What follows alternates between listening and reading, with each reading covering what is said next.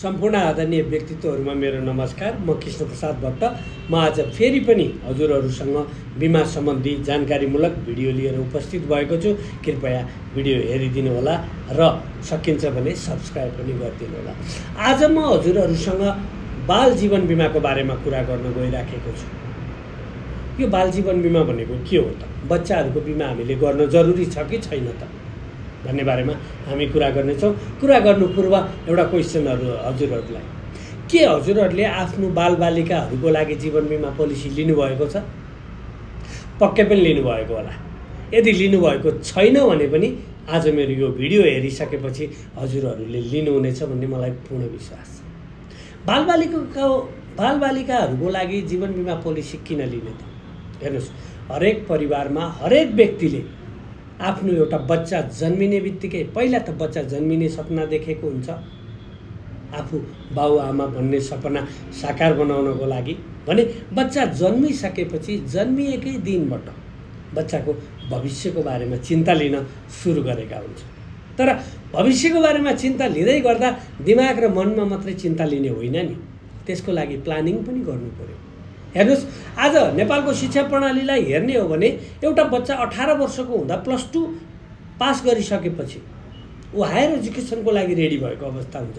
त्यतिखेर उसको इच्छा हुनसक्छ, त्यो बच्चाले इच्छा गर्ला तपाईसँग, म त अरू व्यक्तिहरू जस्तै अस्ट्रेलिया, अमेरिका, युरोप या कनाडा जस्ता देशहरूमा गएर शिक्षा आर्जन गर्न चाहन्छु। त्यो समय तपाईले उसलाई लगानी गरिदिनु पर्ने हुन्छ। के थाहा, जिन्दगीको भागदौडमा कमाइ र खर्च बीचको समन्वयमा तपाईसँग बचत नहुन सक्छ। त्यतिखेर अब कहाँबाट ल्याउने त त्यो पैसा भन्दा काहीँ ऋण खोज्न जानुपर्ने अवस्था हुनसक्छ, या काहीँ दुःख गरेर किनेको सानोतिनो जग्गा जमिन या घरहरूलाई धितो धरौटी राखेर त्यो बच्चाको लागि लगानी गर्नुपर्ने अवस्था हुन्छ। हो, त्यस्तो अवस्था नआओस्, त्यो पीडादायक अवस्था हो। लगानी त गरिन्छ, तर त्यसको रिटर्न कसरी हुन्छ भन्ने कुराको कुनै ग्यारेन्टी छैन। सो आजैबाट आफ्नो बच्चाको भविष्य बनाउनको लागि सानो सानो रकम चाहिँ बिमामा जम्मा गर्दै जाउँ, ताकि भोलि जरुरत परेको समयमा तपाईले जम्मा गर्नुभएको सानो सानो रकम एकमुष्ट ठुलो रकम भएर तपाईलाई नै फिर्ता आओस् र तपाईको बच्चाको भविष्यको लागि तपाईले जम्मा गर्न सक्नुहोस्। यानी कि बिमा भनेको एउटा बचत हो। यस्तो बचत हो तपाईलाई थाहा पनि हुँदैन, वर्षमा एकचोटि तपाईलाई झकझकाउँछ प्रिमियम तिर्ने समयमा, त्यसपछि त त्यसले तपाईलाई जहिले पनि फाइदा दिन्छ। त्यस्तै कुराको लागि आज सूर्यज्योति लाइफ इन्सुरेन्स कम्पनीले बजारमा ल्याएको सूर्यज्योति नौलो बाल जीवन बीमाको म कुरा गर्दछु। सूर्यज्योति लाइफ इन्सुरेन्स कम्पनी नेपालमा सबैभन्दा बढी घातक रोगहरूको उपचार सुविधा दिने company. Suryajyoti life insurance company छोटो समयमा पुराना कम्पनीहरूको बीचमा ठुलो कम्पिटिसन सिर्जना गरेको company, ISO certified company. Suryajyoti life इन्सुरेन्सले के भनेको छ? ल्याउनुस्, केही समयसम्म तपाईहरुसँग खर्च गरेर बचेको केही रकम हामीलाई बचत गराउनुस्, भोलि यसको रिटर्न हामी राम्रो रिटर्न दिनेछौँ र तपाई हाम्रो जीवनमा भोलिका दिनमा रोग दुर्घटना मृत्यु जस्ता कुराहरू पर्न गएमा आर्थिक क्षतिपूर्ति पनि दिनेछौँ, डराउनु पर्दैन, हामी छौँ भनेको छ। के हो त सूर्यज्योति लाइफ इन्सुरेन्स कम्पनीको नौलो बाल जीवन बीमा? यो बीमा पोलिसी जन्मिएर एक दिन पूरा भएको बच्चादेखि 17 वर्ष नकटेको बच्चाले यो जीवन बीमा पोलिसी लिन पाउनुहुन्छ। यो जीवन बीमा पोलिसी मिनिमम सानोमा 50,000 रुपैयाँको बिमाङ्क रकम राखेर गर्न सकिन्छ भने ठुलो रकम बढीमा 50 लाख रुपैयाँसम्मको बिमाङ्क रकम राखेर यो बीमा पोलिसी लिन सकिन्छ।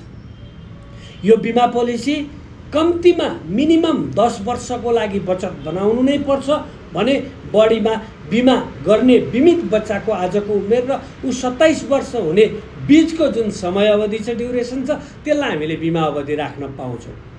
र हामीले बिमा अवधि राख्दै गर्दाखेरि कमसे कम पनि हाम्रो बच्चाले +2 सकिसकेपछि बिमाबाट रिटर्न आओस् भन्ने उद्देश्यको साथ गर्नु होला, ताकि उसको हायर एजुकेसनको लागि त्यो पैसा एकदमै युजफुल साबित होस्। अब के हुन्छ त बिमा गर्दा? बिमा त गरियो, मानौ हामीले बिमा गऱ्यौँ भने यहाँ बच्चाको बिमा गर्दा यो पोलिसीमा बच्चाको बिमा गर्दाखेरि बच्चाको एकजना अभिभावक पनि सोही बिमाको रकम बराबरको आर्थिक सुरक्षा बिमा हुन जान्छ। यानि कि कुनै व्यक्तिले 10 लाख रुपियाँ बिमाको रकम राखेर आफ्नो बच्चाको बिमा गराउनु भयो भने त्यो बच्चाको आमा बुवा मध्ये एकजनाको पनि 10 लाख रुपियाँ बराबरको जीवन सुरक्षा बिमा हुन्छ, आर्थिक कभरेज बिमा हुन्छ। र बिमा सुरु गरेपछि बिमाको हरेक वर्षको वार्षिक किस्ता तिर्दै गइन्छ र सम्पूर्ण किस्ताहरू तिरिसकेपछि बिमा मच्योर भएपछि पूर्ण बिमाको रकम र त्यो बिमाको रकमले कमाएको हरेक वर्ष जारी भएको बिमा बोनस रेटको आधारमा बिमाङ्कले कमाएको बोनस एकमुष्ट रूपमा रिटर्न पाइन्छ। त्योभन्दा बाहेक आर्थिक सुरक्षाको पाटो के छ त भन्दा यहाँ बिमित बच्चा बिमा गरेको भोलिपल्टदेखि बिमा अवधिभित्रमा बिमित बच्चाको कुनै पनि कारणले मृत्यु भयो भने बिमा कम्पनीले उसको परिवारलाई बिमाको रकमको 25% रकम या फेरि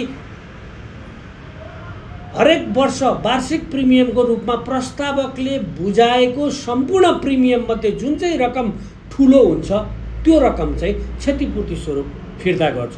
यो प्लानमा बिमित भनेर हामी बच्चालाई चिन्दछौँ भने प्रस्तावक भनेर बच्चाको बुवा मम्मी मध्ये एकजनालाई चिन्दछौँ र जहिले पनि हामीले प्रस्तावक राख्दै गर्दाखेरि कुन व्यक्तिको कमाईमा त्यो बच्चाको शिक्षा दीक्षा पालन पोषण हुने हो त्यो व्यक्तिलाई प्रस्तावक राख्नु नै बुद्धिमानी हुन जान्छ। त्यसैले प्रस्तावकलाई पनि यो बिमाले आर्थिक सुरक्षा प्रदान गरेको छ।